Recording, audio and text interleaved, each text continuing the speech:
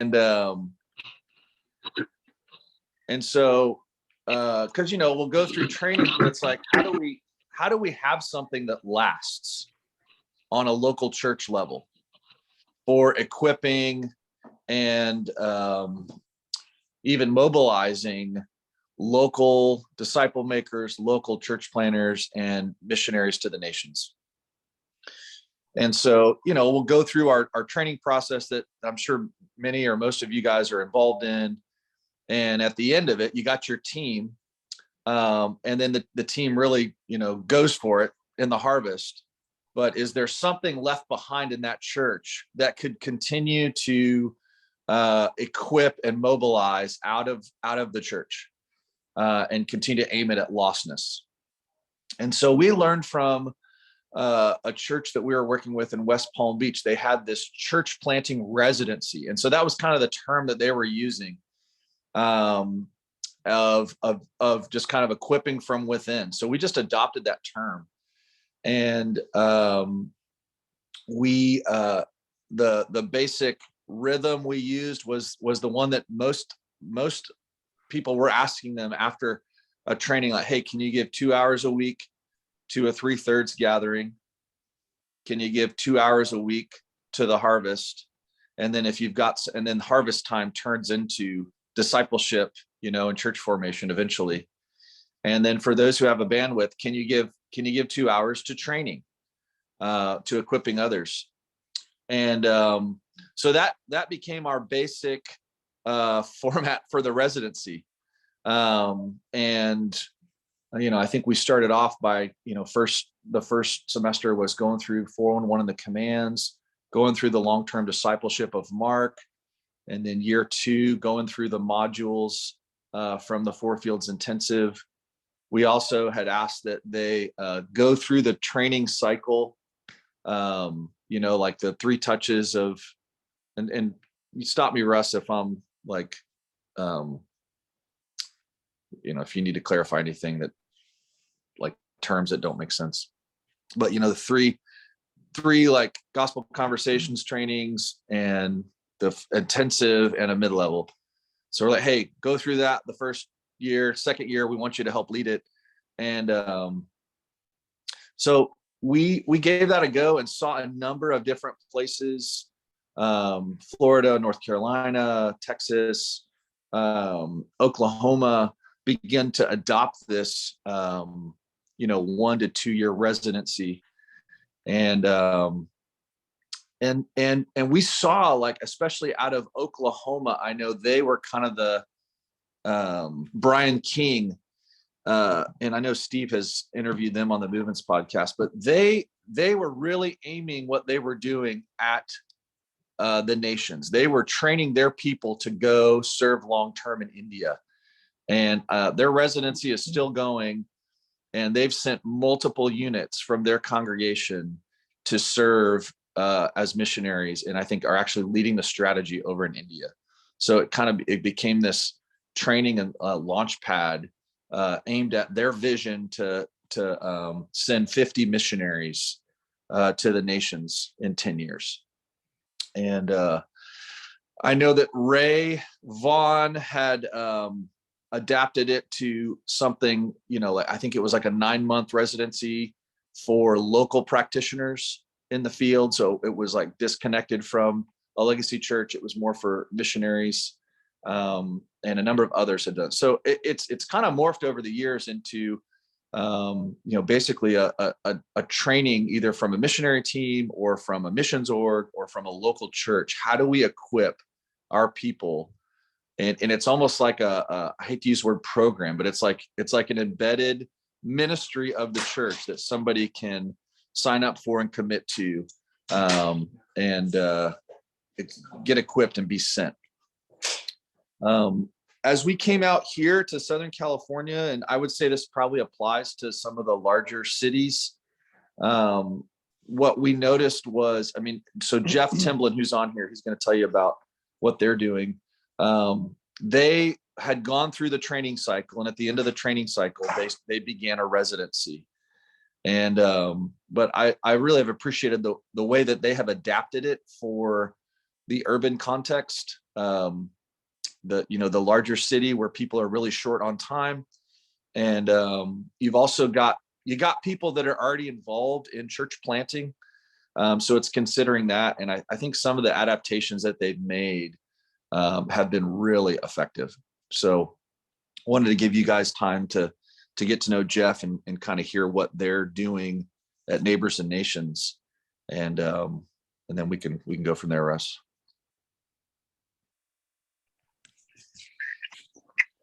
Sure.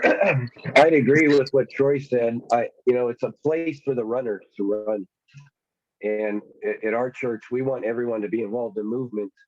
But some people, if you're walking, that's movement, and we celebrate that. But there's people who are stallions, and we don't want to keep them behind.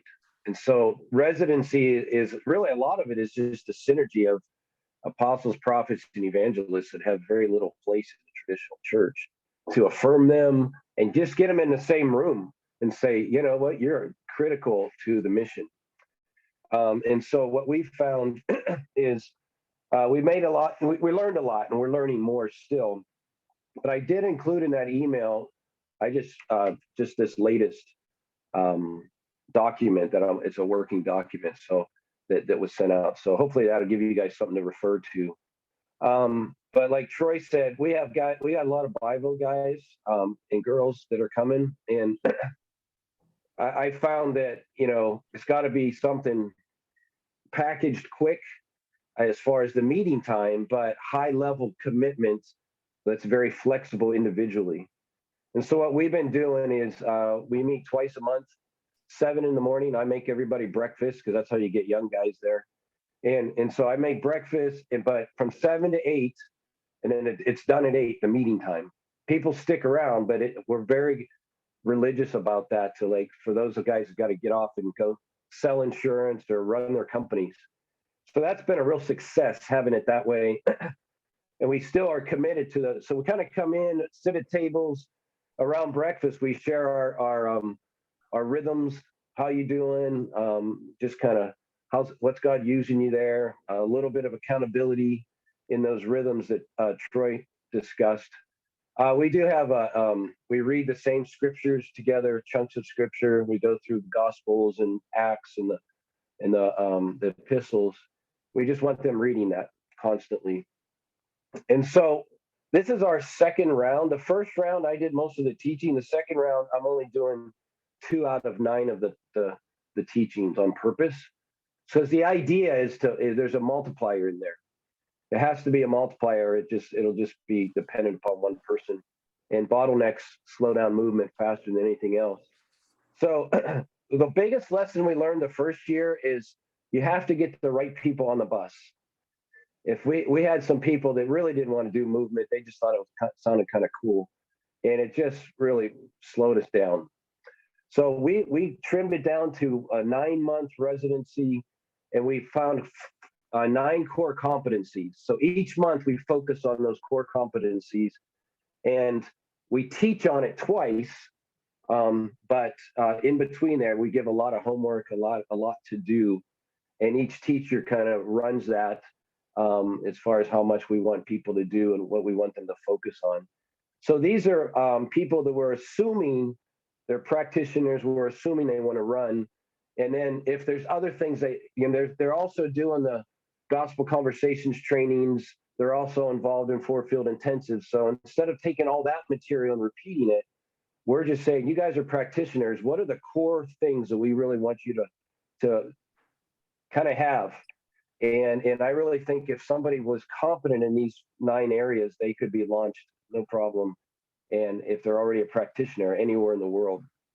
And so I don't know if you have them in front of you. I'll just read the titles. The first one is God's Missionary Heart. And then we do a section on gospel sharing, just share a ton of tools, disciple making, and then house church, focusing in on the 3/3.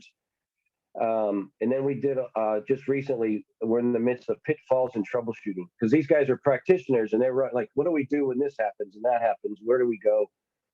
And then we're going to focus on gaps, because we're focused on our area to reach that 1.4 million that are lost. So where are the gaps? And then diaspora, Who has God brought from the nations to us? And then the last month is how do we launch, and who needs to be launched? What is that? How do you prepare people to launch into the nations? And so, but we just felt like those were like, if we're going to trim it down to the what we must train people on, it was those things. What we have, well, the cool thing is we have 2 other churches participating, leadership in 2 other churches. So this was a really win for other pastors that are finally starting to come to the end of themselves and realize Church by Rose is not going to reach the lost people, that the amount of lost people in our area.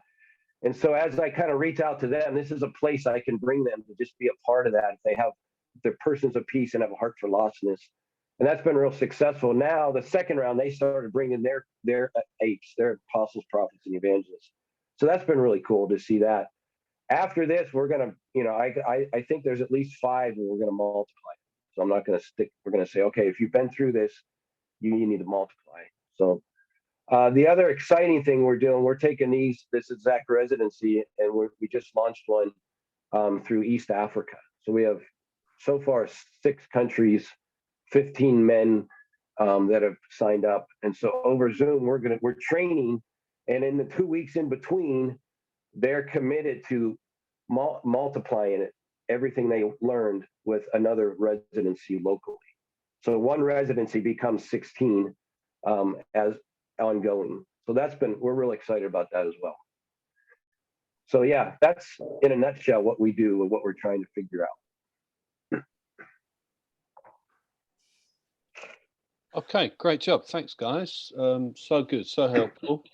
Let's just open it up there so far. Any questions from anyone?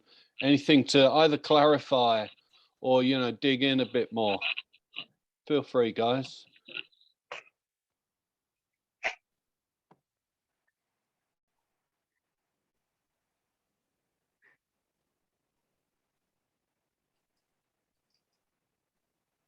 Guys, great stuff. Really appreciate it. Just Jeff or Troy, I'm reading on the document, the purpose is, or the goal is to plant healthy churches. Can you just maybe give us sort of your best success story in the sense of how this is accomplishing that goal there in your context? Sure. I'll give you a couple of quick stories if that would help. There's a guy that came out of the one that happens to be meet in my house. And 18 months ago, he was, about to lose his job as an alcoholic, was living with his girlfriend. It was a mess. We're able to have him start to walk with Jesus and share with him what it means to follow Jesus. He started coming to house church. And I started training him one-on-one, just him and I, before house church. I just saw something, a person of peace in him. And he's now 4 weeks into his own house church. He got baptized, his girlfriend got baptized, they got married. In their new home, they started their own house church with their own oikos. But he's still coming to the residency because now he's a practitioner. Now he's with other people, learning from them together, in that synergy in the room.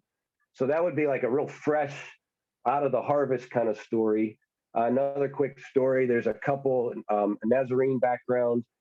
I met them providentially, and basically the husband was a disgruntled evangelist that was in the context of a local church.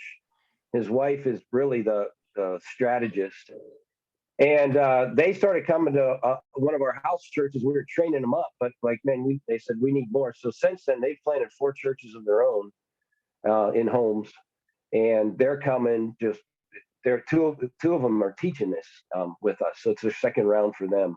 So they're seeing multiplication, and they're bringing networks in.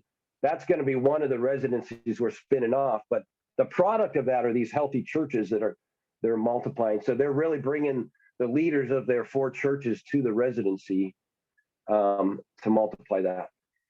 So that's kind of some examples.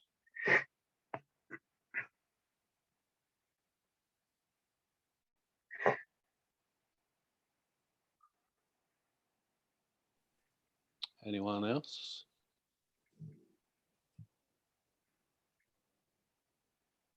Yeah, I know also there's a church in West Palm Beach that has been using this. They have a vision to start 100 churches, and they're the ones we learned the whole residency from. And that pastor is the one who God used to develop the 3 circles.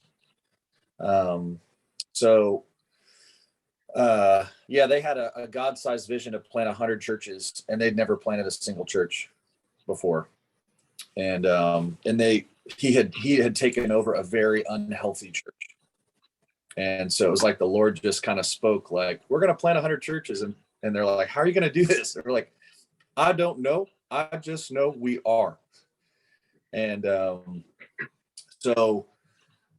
think that the whole idea is the local church God's plan?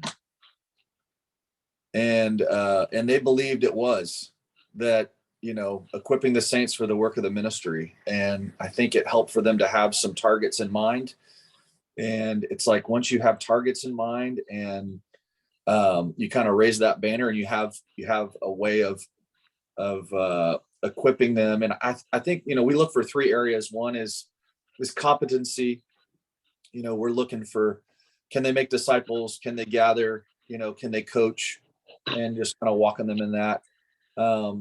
Another one is character, which obviously really matters. And is, you're hearing, it's not weeks, it's months and even years you're walking with. And even after you've launched them, it's not like, see ya, you're with them.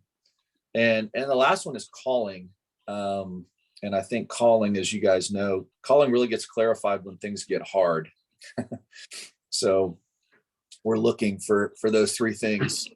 And, the residency, I don't know how it is out there in the UK, but here it's like, people will walk through something that we're doing it with them, but then they'll go and sign up for some,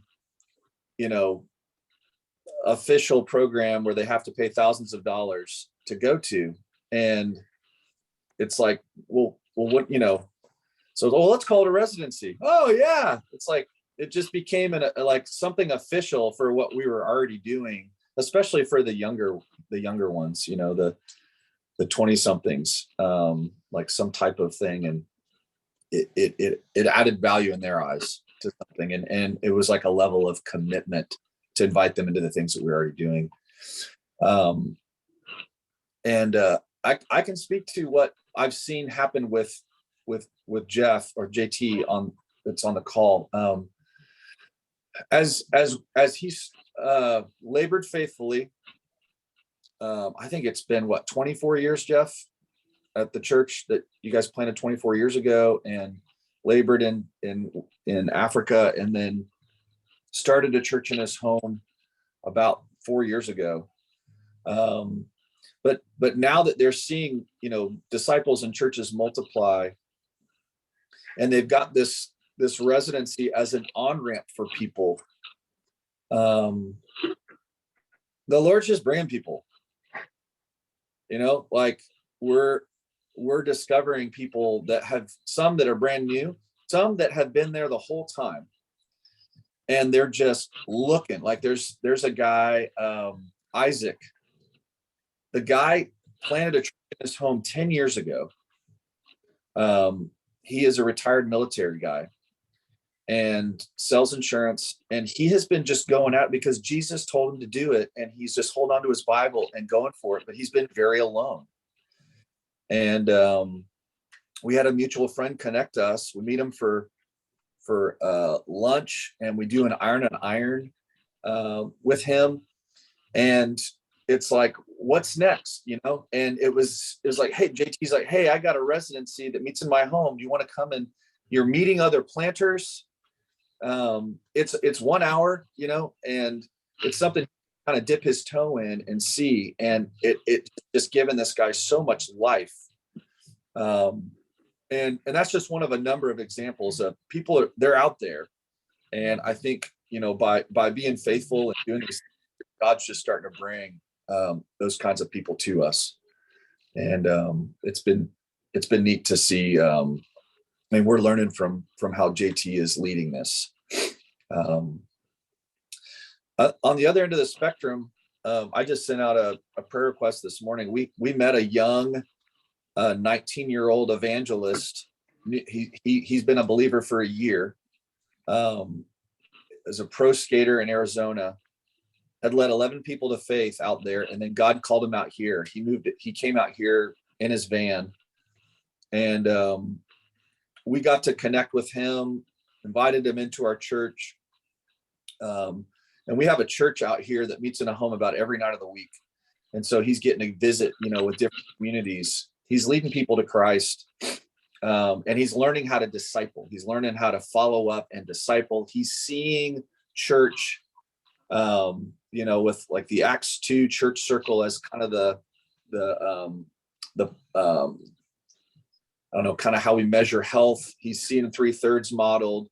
He's getting to use 411 and commands because he's leading people to Christ, and we're kind of walking with him.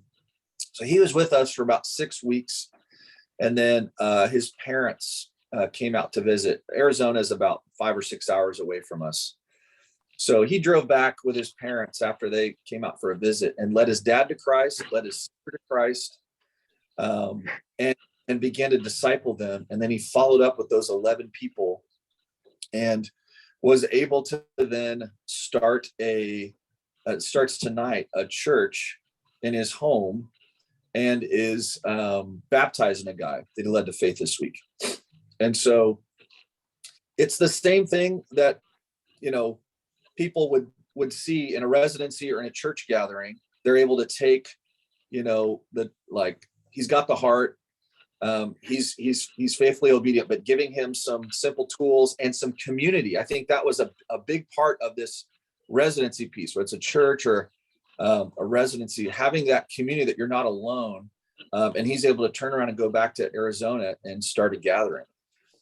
So I think the principles apply, that the Kingdom Outpost in a church, a residency just gives it something official, for folks that it's helpful for. That's great. So let's again just open it up. Just any questions? Anyone want to dig in a bit more on anything there, John? Yeah, thanks. And Jeff, I love the phrase around, we want to create some space for the runners. That for me is the tension that we live with in the UK, is that there are some people that are ready to run, but the church, I hope some of the church is walking and connecting with movement, but a lot of it isn't. And I think my question is, how much of the wider church culture that you've created releases and enables the runners, and what are the challenges you can imagine of trying to create a residency in a wider church culture that doesn't really get it? Because I think that's what we're going to be facing in a number of churches, and there might be a senior leader who is giving permission for it, but they haven't actually created the culture yet. And yeah, I really see the potential of this, where you get some guys who just have got the fire of God in them, they want to do this, and you create a space for them to run. But I can also see just the tension within the church of those two things happening in the same place. So I hope that makes sense. Sure. No, I think that's a great point. And again, I'm learning. I'm building an airplane as I fly it, but there's some things about capacity. That word has been spinning in my head for a year now. And I apply that to the talents. And I think there are 10 capacity men and women in our churches, and we're not challenging them because we're spoon feeding them. And it's funny, these guys, we got a guy who runs an ice cream shop. We got a high-level sales guy. We got a guy who's a veterinarian. I could go on and on. And these guys are high capacity, and they don't want to sit, listen, and leave. They're bored. And so we've created this place, even though they're the busiest ones in the church, they're going to do more than the ones who aren't busy. And I've actually theologically come to grips with that's okay with if a one talent person, and that's where that God made them, and they're multiplying that, that's good. But these 10 talent people, they need something, and I found they're the runners. And so giving them that, one of the many mistakes I made is I came out kind of guns blazing, and people kind of write me off because I kind of tend to charge, and I'm freed up full time, So and a wise person said, hey, just start a church in your house and just let God move and point to the work. Well, now that we have work to point to, it's really easy and fun. And so I tell every pastor, anybody that's like they're interested and they're frustrated with the church, it's like, start a church in your house and point to the work. And once you point to the work, these high level 10 capacity people want that. And so I just tell them, let's just do it.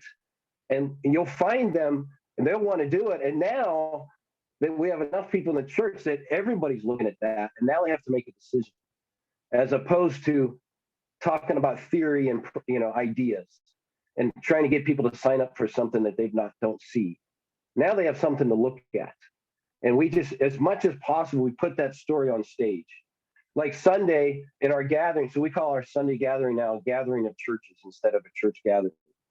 So on Sunday, I'm going to have that pastor that and his wife share from another denomination, hey, how has our church and our hub impacted you and your denomination? And they're going to tell their story. Well, that's way better than me saying, hey, here's some theory that I want you to sign up for. I don't know if that answers your question, but that's kind of what's worked well here.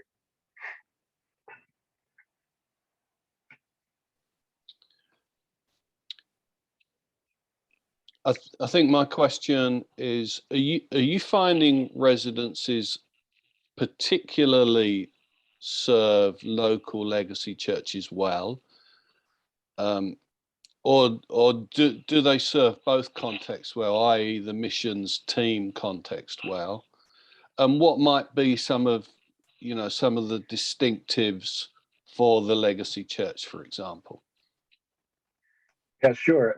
Our network, so in our residency, we have about a third of them don't go to a legacy church, that they're part of House Church Network. And we celebrate that, and that's great. They'll probably never come to a legacy church. Then we have other people that are involved in a house church and a legacy, and not just ours, one of the three. And so I think the uniqueness is, personally, I think there is a broader value if you're involved in both, because they see this greater picture and they're not quite as isolated as just a house church. Now, you can accomplish that in networks of house churches, absolutely. But we found that, some of these younger folks that are involved in some house church, and they need some mentoring and they need some life skills about parenting. It's really, the legacy church has that and does that well.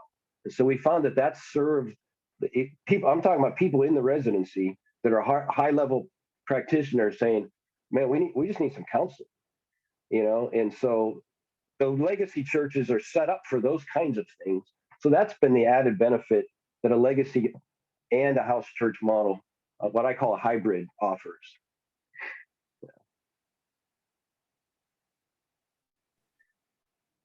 Great, thanks. Jeff, would you have any view if someone's come to faith from the Harvest Place through a house church, any view on when you would introduce them to a legacy church with what you just shared there about you found it of value if involved in both? That's a question I don't really have an answer to that. I know in our house church, we have both, just house church. That's the only thing they know. I guess so far I've just taken it individually when seems to be a grander view. What I don't do is promote our legacy church at the house church. And I'm pretty careful not to train our other house church leaders not to do that. Now, we've been blessed to have a space. It's a whole crazy story. We never owned a building in 24 years. We started doing house church, and then God gave us this massive piece of land and a building. So we're like, what is going on here? And so we're trying to use that as a hub. We call it a movement hub, a Great Commission hub. And so we're gathering this Sunday. It's a all Southern California churches gathering just to celebrate what God's done in the last 4 years. We're hosting it.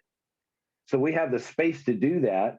And so I'm inviting our legacy church people it's a vision cast for them, but the people that are only in house church, they're going to see, wow, seems like when we have some of these trainings and we do some of these things, there's space for that, and so That's really not an answer, but that's what we're doing so far. We're just saying our legacy church only exists, in my opinion, to multiply movement. Instead of the other, what I was trained is small groups exist to build the residents, the legacy up. We've reversed the arrows, and we exist to multiply and launch people into the nations and into the neighborhood. And so it's a reverse philosophy of ministry.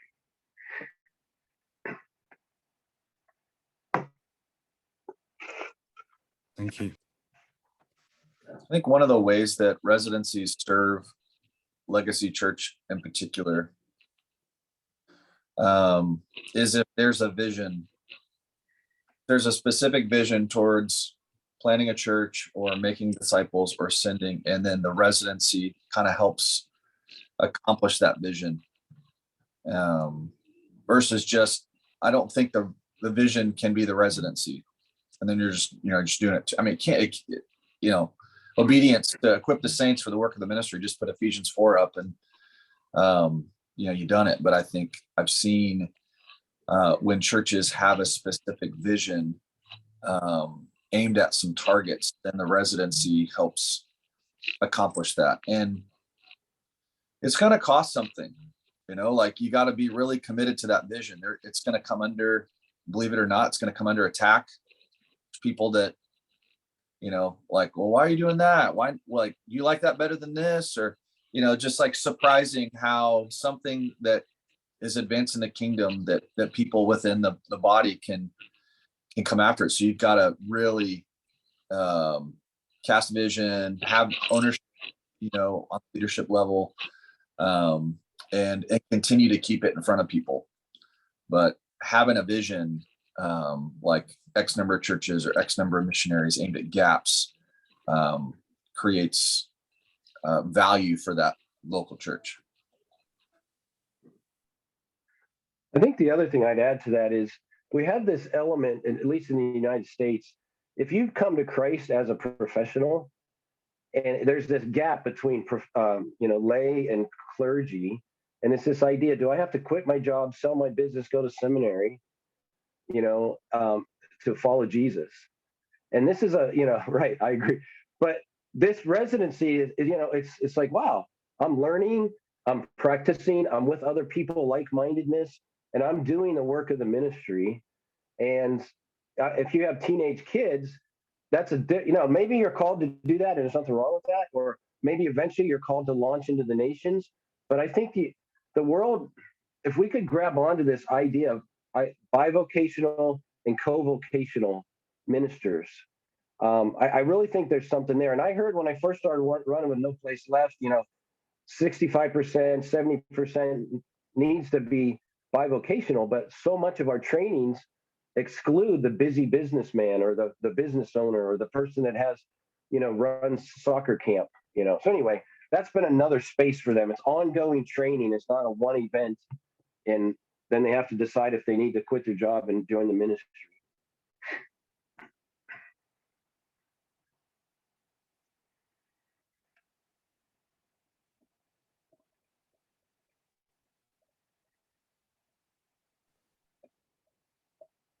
Good stuff, guys. Thank you. Anyone else? Feel free.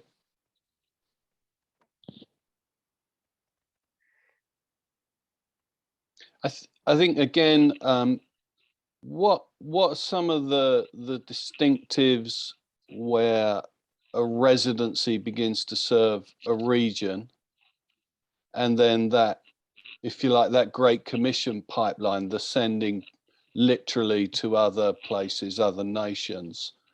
What are the things you're learning about that in that process as that unfolds?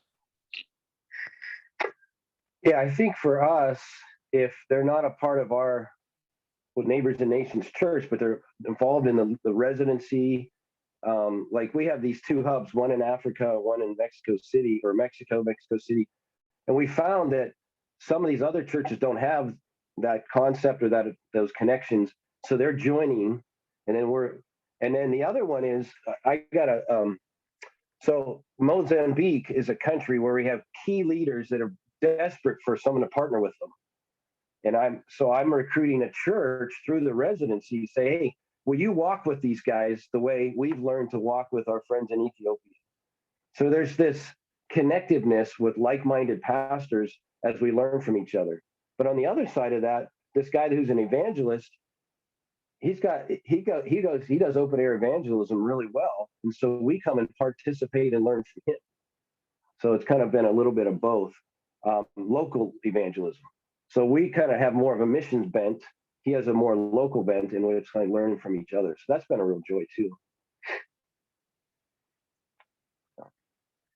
And I found the ones at residency are the ones who go on the short-term, midterm trips, because they're the ones that they have that heart.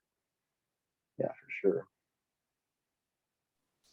So do you build those short-term trips in as essentially part of a residency? Is that something that might be happening? I.e., to give them a flavor for, Great Commission pipeline to the nations. Right. I think that would be a smart thing to incorporate officially into it, but it is something we do, and we really encourage that. And I honestly think if we could get attached to some East African diaspora that are close here, I think you could see an Ethiopian Amharic residency in Orange County, and they would launch their own people. Sudanese residency. I think that could happen. That's why we really want to go after some diaspora and see how that works. Because they already know the culture, they know the language, and they want to go back. I mean, refugees don't want to be here. They want to go back. So it'd be a great way to train and send.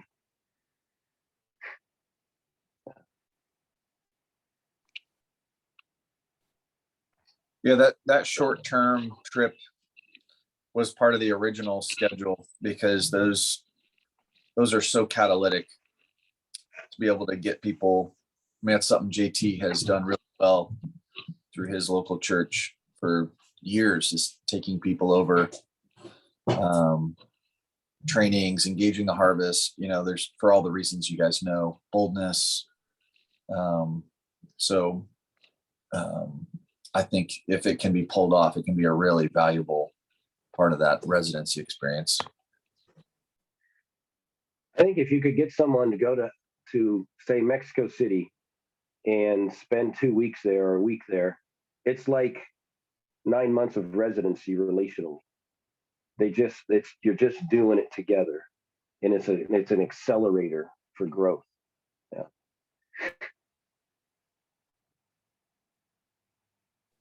Great. Okay. Any questions from anyone else? All good? I see we've got John Jenkins on the call. We didn't welcome you earlier, John. Good to see you, bro. Troy, I don't know if that visual image thing is helpful for people to see, and if you want to show people that. Oh, it looks like I don't have sharing rights right now. Oh, sorry. One sec. After the last call, I know you banned me from sharing, so. There you go. Sorry. All right.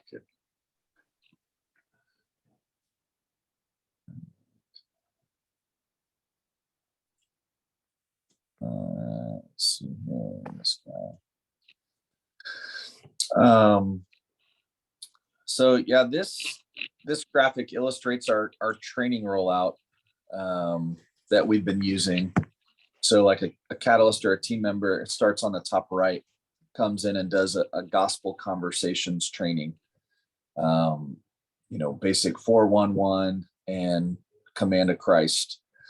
And then for the next 12 weeks, we encourage them to find some people and walk through the 411 and commands. And then we'll assist them. If we're not local, we'll assist them through Zoom. If we're local, we'll assist them locally as best we can.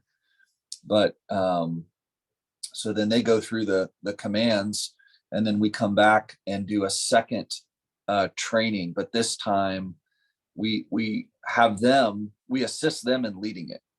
And so, half or more of the training is locals that were the ones who went through the commands. And then after that second training, we encourage them to find some others, and then they go through the commands with some people. And then they come back for a third training, and then we're just watching them lead that third training. And I would say that's where, at the end of that, is where we really see a team forming that's just got ownership. And then we ask them to, for those next 12 weeks, hey, train and share with as many people as you can, and just keep running the play. And then we come back for an intensive, and that's at the intensive is where they're getting into the Gospels, they're getting into Acts, they're learning some of the leadership development content, they're learning some of the church formation, just kind of deeper into the Bible. And so they go from being a pragmatist because they see it working to a biblicist because they see it in the Bible. And then after that, they leave with a 3-year plan for their, whatever they're aiming at as far as target goes. And then for the next 12 weeks, like, all right, just keep running the play, keep going. And then we do a mid-level retreat, which I know a number of you have been a part of, which is really a problem-solving retreat for people, and it includes iron on iron. It includes a time of celebration, but also of problem solving and really encouragement. And then after that, we would then transition into more of like a coaching rhythm for people. But at the end of it, let's say we are running this training cycle through a local church. At the end of it, what we would cast vision for is for them to start a residency within their church. And then we know that if they do that, typically that's something that will allow this to continue on within that church, long term. So, and then kind of in the middle there, I've got those 3 circles there. What we're noticing is churches are asking for help. They want their vision is either disciple making, or it's church planting, or it's missionary mobilization. They want to send their own missionaries. And we're like, well, in the Bible, disciple making leads to church planting, and church planting leads to missionary mobilization, Acts 13. So since, our 4 fields training comes from the Bible, it's like we can kind of parachute in on any one of those and just serve whatever vision they have. But what we're noticing is they just step into obedience over time. They're interested in 2 or more of these. And so the training, this training rollout allows us to find the people and form the team, and, seeing the calling, the character, and the competency. So any clarification or question, Russ, or any other way you wanted to use that? No, that's really good. Thanks, Troy. Any clarifying for anybody else? Not so much clarifying, but just to comment that that is super helpful, seeing it out like that. I take things in visually rather than verbally, so this helps me get it. Yeah, it's really helpful. Great. This is what we did with JT, with Jeff Timblin, the guy on the call. We had come in from out of town and walked through this, and right now we're walking through it in Montana, in Phoenix, in Boise. We're going to be in Denver next weekend, and what I'm noticing is, and we're bringing disciples along with us, and they're able to see the level of confidence that people get, especially like on that first training. It's like they're terrified, or they seem kind of meek, or you're thinking, is there any way? But it's like, no, they're committed. They want to do this. And then at the second training, it's like the more you give them ownership, the more, I don't know, releasing authority and responsibility is fertilizer for movement. And it's been amazing to see people just rapidly take ownership of that local task and having these simple tools that allow them to see things multiply. And so we're seeing this play out. I know it's kind of lengthy to ask somebody to commit to 12 months, but it's, I don't know, it seems to be allowing for formation of teams with leaders that are lasting, especially in different cities. Yeah, we found that this is a great filter. That what happened in Africa, these guys were so driven, they were doing training after training, but they weren't doing this long process. And when they saw this map, the light went on and said, we have to go slow to go fast if we're really going to multiply sustainable churches and sustainable disciple makers. And what the key is that 12 weeks is training. The design of the 3/3 is to continually train people how to have healthy church. So it's not like one training and then small group and then another training. It's one training, 12 weeks of training in the 3/3, and then another gathering of training. And that was really catalytic for us and in Africa. The other thing we're seeing is, so like, for example, in Phoenix, we went in for the first training and we came back for the second one. Well, there was like 3 different church networks represented at the first one. And this was in an apartment. Like there was probably like 11 people that showed up at this thing. And me and my buddy Tyler from Utah went there and did the training, and each had a disciple with us.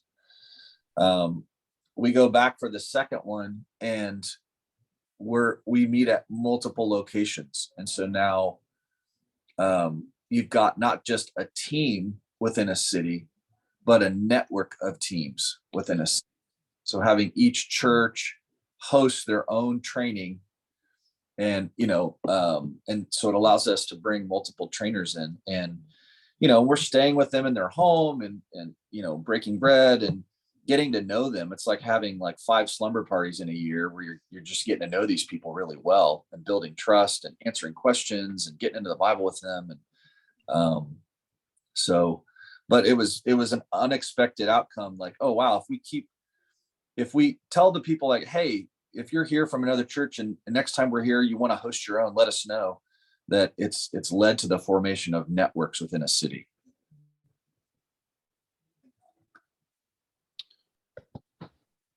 Awesome. That really is super helpful. Thanks, Troy. Any, just watching the time, so just any final questions you guys want to dive in with?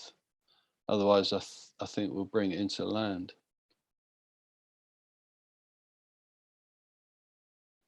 Just the timing of the thing you said again was 2 hours for 3/3, 2 hours for harvest, another 2 hours for church and meeting, another 2 hours for training. You're talking 8 hours a week.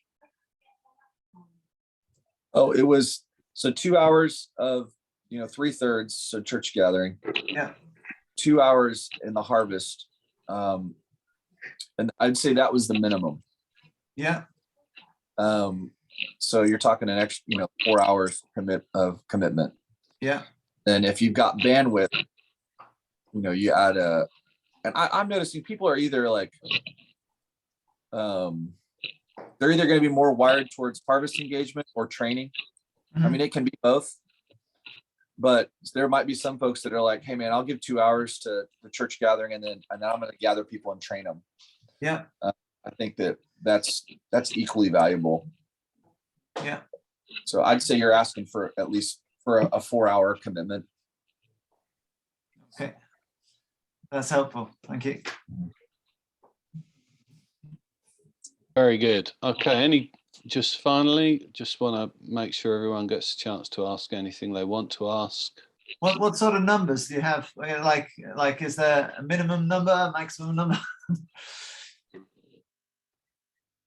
question. Yeah, I think you could do a residency, depends on bandwidth, with 4 people. Ours are like 20, 16 to 20 have been kind of the ones that you get enough synergy in the room, training, learning from each other seems to be helpful.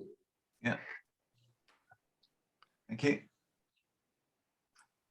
And I mean, you mentioned this thing of, you know, we find there are people who, you know, go after a new shiny product down the road and they'll pay thousands of pounds or dollars for it. Do you attach or potentially attach a cost to this ever? Just so that it looks almost so that it looks like that sort of thing, or, you know, just simply to add that sort of any sort of buy-in, especially if maybe you're using it across a city or a region. Is that something you do or have ever done? Well, by design, we always want it to be free so that it will multiply. But the first time I didn't set the bar high enough of commitment. And people were kind of coming and going. And so the second time I'm like, if you sign up for this, then you're telling us with your integrity that this is a priority. And I hammered that pretty hard and made a huge difference. It really did. Yeah. Yeah. I like to tell people we won't charge any money, but this will cost you your life. Yeah, that's what I say. Yeah. I probably got it from you. Oh no, I don't think so. Yeah, I'm not suggesting or even inclined to attach, you know, pounds or dollars cost to it. Just wondered what you guys has experienced, really. And honestly, Okay. another value of legacy is we are able to make these copies, and you know, we have the kind of the space to give. We always give them a little packet, and we're able to. It's kind of a hub for some of this. That's another value of having some of those resources in a legacy context.